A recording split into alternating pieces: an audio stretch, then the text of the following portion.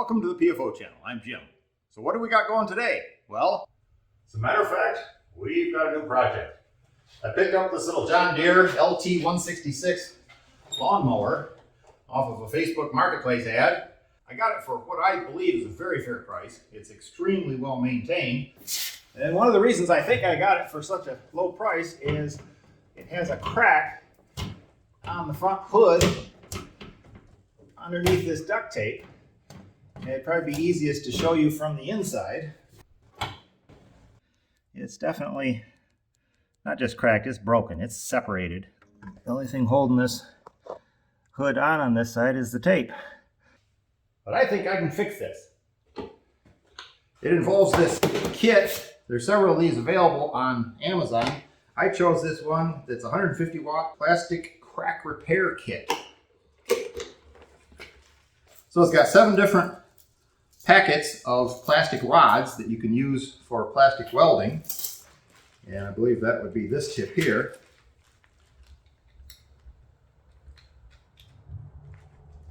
Use a rod and weld it along like that. What I'm interested in though are these little staples. And there's a whole bunch of different varieties in this kit. I think the one I want is probably this type right here. These look like a really great way of fixing that cracked hood. You can see it's also got some side cutters, a box knife. That's a cleaning pad. It's got some aluminum tape to help hold things together. That's the welding tip. A whole bunch of different packs, 1, 2, 3, 4, 5, 6, 7, 8, 9 different shapes of the melt staples. And it looks like 5 pieces of probably a stainless steel mesh. And I suspect that with that you could cut a piece to go over a broken area and use this tool to melt it down in and push it right down into the plastic. That is just really cool. And then there's some instructions, of course. But I can't wait to get this thing set up and try it out on this broken John Deere hood.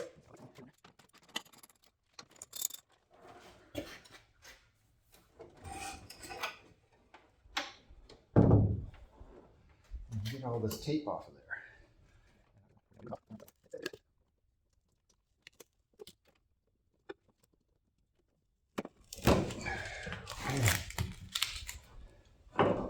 See that? It's completely broke off there. So this is going to be a really good test of those staples. Now, the reason I took all the duct tape off of there is because the brake had separated. What I want to do now, I want to put some of this back on.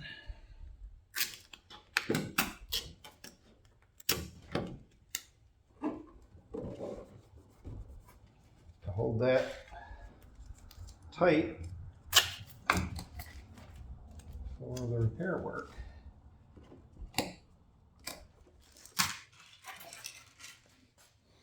Now before I put any staples in there, I'm going to sand this across that split because I want to reserve the right to put some fiberglass and epoxy across that in addition to these staples, just in case I feel like I need the belt and suspenders approach after getting these staples in. I've never used these before, but I suspect it would be a lot easier to sand that surface right now before it has the snipped off nubs of these staples sticking up. Okay, I'm already really glad I did that. Let me show you what I found. While sanding that surface, I see that there's another crack coming off of that 90 degrees and running out into this area here. I didn't see that crack before sanding it. So now that I know that's there, I'll put some staples across this way too. And I'll probably put one trying to span all 3 of those sections if I can.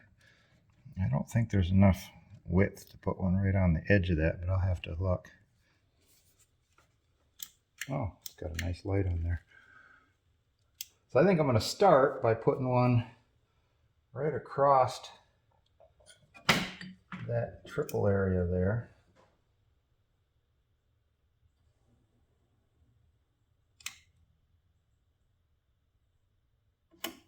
That was pretty cool.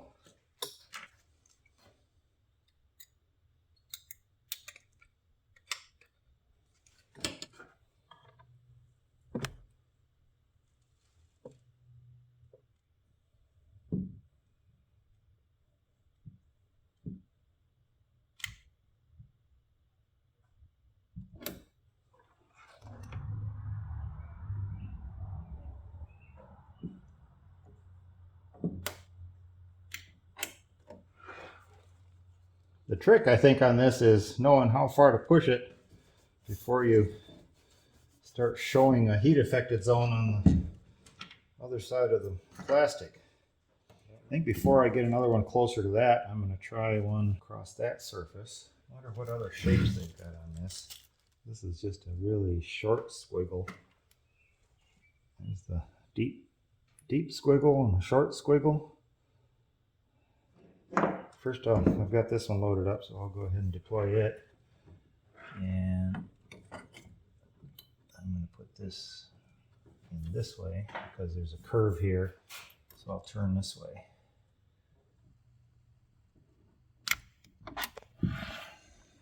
That's pretty cool.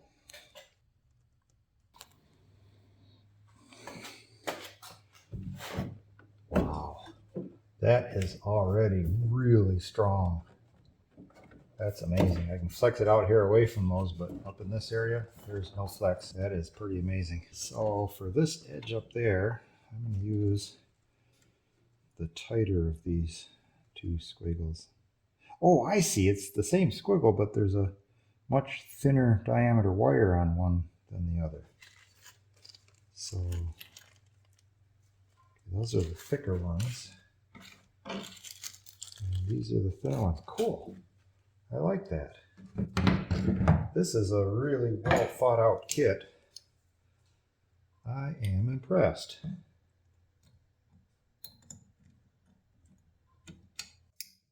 if I can get that. I'm going to do a close up for you guys. Where are we at? Right there. Oh, okay. Okay, so the downside of the thinner wire is when I turned it over, as you saw there, to put it on the position, it slides right out. So what I did is I bent these legs outboard a little bit so that they're wider than the space up here. Now I should be able to turn it upside down without it falling out. Sure enough.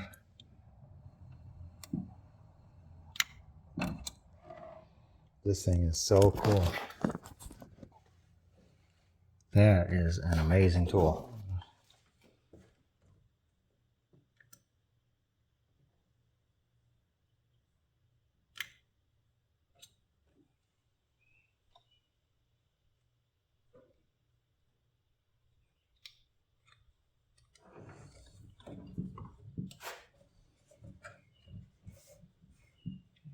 Right there gets me 1, 2, 3, 4, 5 crossings of the wire on the crack.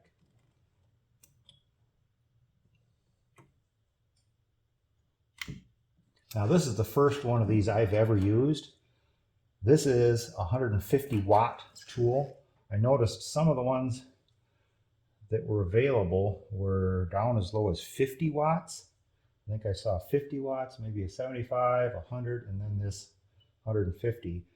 And I believe that the only difference between those is how quickly the thing heats up. And you can see that it's ready to sink in and let go of the trigger and get out of there within seconds of pulling the trigger. So I'm really glad I sprung for the 150 watt tool. Also, the 150 watt item is the only one that I saw anyway that had this kit that has not only the various types of staples, but also the 7 different types of plastic rods for plastic welding, and the pieces of stainless steel screen mesh.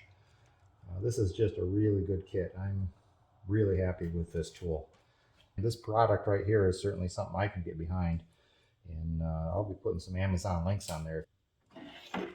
do it this way so that you can see what I'm all about.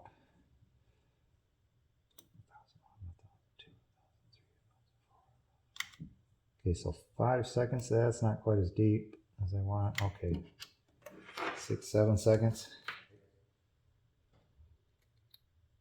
Oh, I got to remember this little side crack that's coming out there. So about 7 seconds per staple is the amount of trigger time. And you just you don't press real hard. You let the softness of the plastic tell you how hard to press. You just press hard enough to make it start sinking in. That's all you're doing.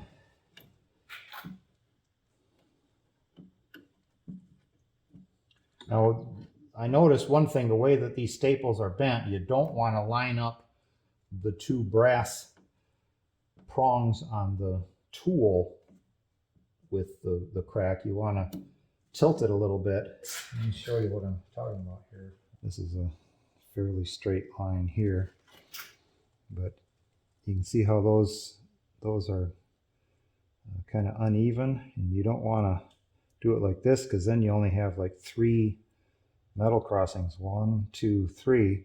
But if you tip it a little bit and go like that along the crack, then you've got 1, 2, 3, 4, 5 pieces of metal crossing the crack. And that probably says all that in the instructions, but honestly, this is one of those tools that is so intuitive, user-friendly, that you really don't need any instructions. This is just amazing. I like it. Can you tell I'm impressed with this tool? I always say never pass up an opportunity to buy a new tool. I wonder what else do I have in here. I haven't even looked in all of the bags. Okay, that's the deep squiggle pattern, but lighter gauge wire. This is an inside corner. This is, oh, they gave me 2. These must be like the most commonly used, because it looks like they gave me 2 bags of the heavier wire and the deep squiggles. So that's really good. Again, this is a super well thought out kit. I am impressed. What do we got back up in here?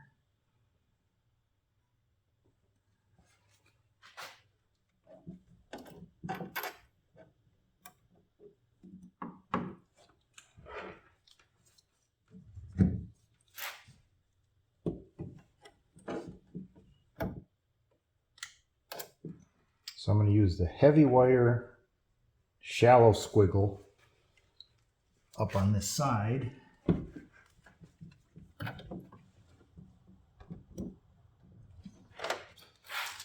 And then I want the thin wire shallow squiggle. Squiggle, is that a technical term? Thin wire shallow squiggle.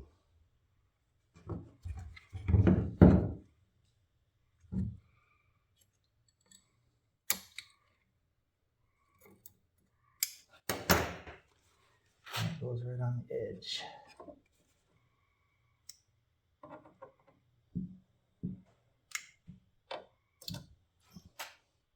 I love this tool. That is one of the coolest things I've seen in a long time. All right, I'm gonna let that set and totally hard now before I snip the ends off of these pieces of wire.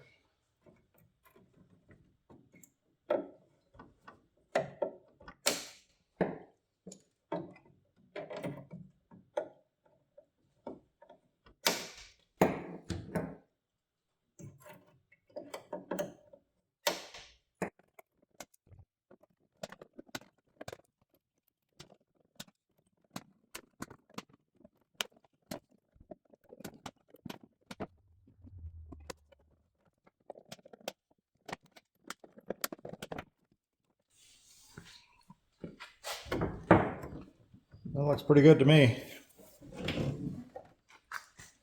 I need some glue gun or something. Try this a little bit on some inside first. Make sure it doesn't melt my polycarbonate.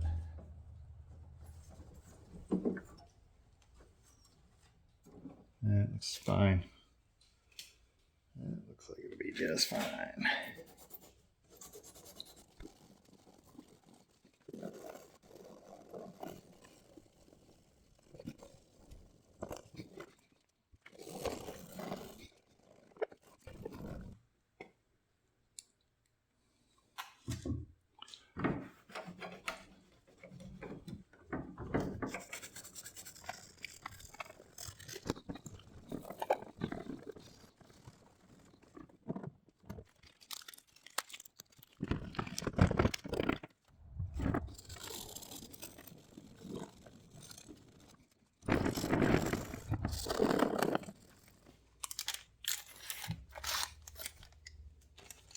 So this is my fiberglass cloth.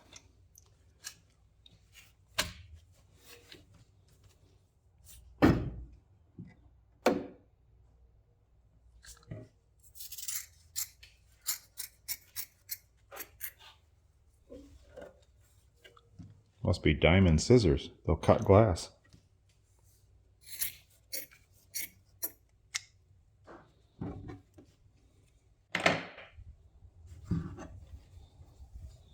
That was a joke, by the way. I don't want to hear about that in the comments.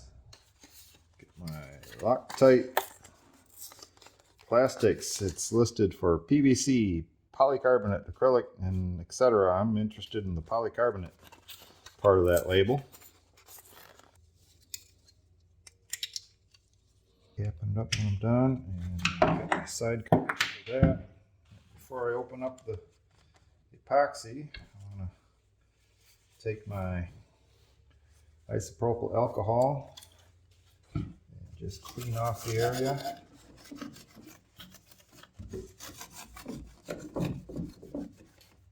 You know, it's so cool of Amazon when you order epoxy, they actually send it along with a really nice mixing board and a mixing stick. So thoughtful of them.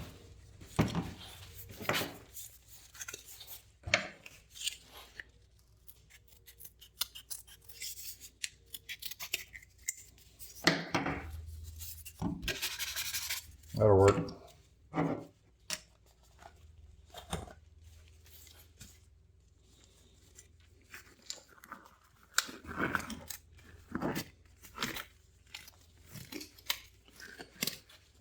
These are pretty darn handy for this kind of thing, but they also make really good winter fishing gloves, we found out. Go to our channel homepage and check out the winter fly fishing video. We put these to the test and caught a bunch of trout. In the winter, we had to actually break through the ice to get into the river, and it was ice cold water. And you know, it's kind of like dry hands are warm hands. I wouldn't call them warm hands. I would say non-frost bitten hands. But it was a whole lot better than going gloveless.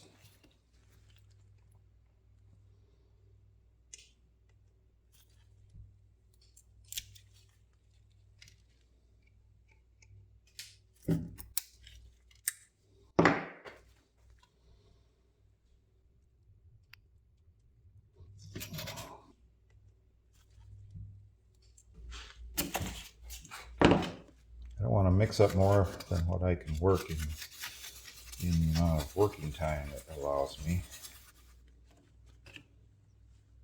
What I'm doing is spreading it first on the fiberglass, and then I'll put that down. Some of it kind of squishes on through, but you really can't bank on it squishing on through. So I always put a coating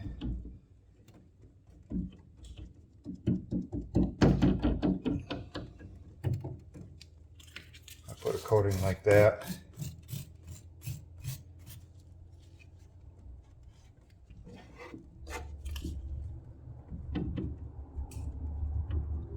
All right, set that aside.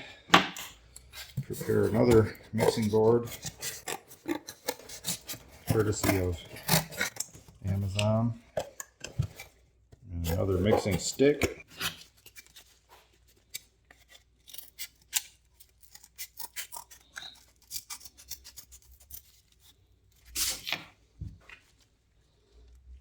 And about that same amount again.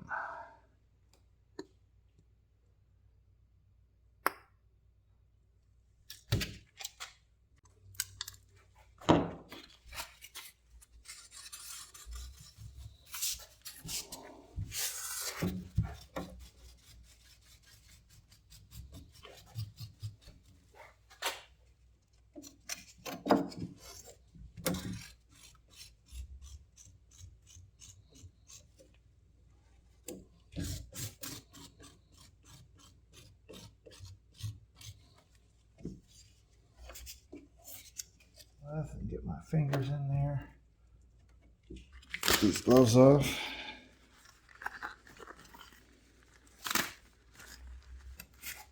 This is not a job that's going to show. This is on the inside of the hood.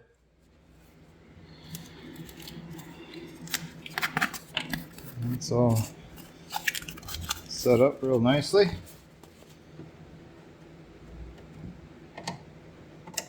Only thing I have left that I want to do on this is just touch up, just spray over that inside. I want to mask that a little bit though, so I don't get overspray up in that area of the grill.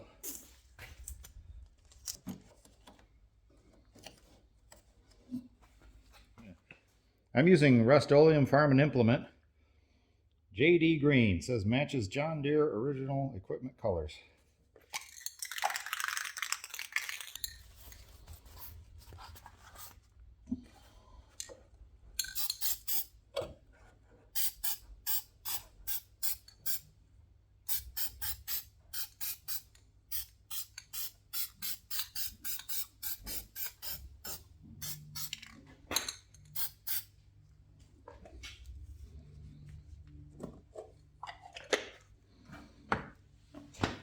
All right, we'll let that dry and then we can put it back on the lawnmower.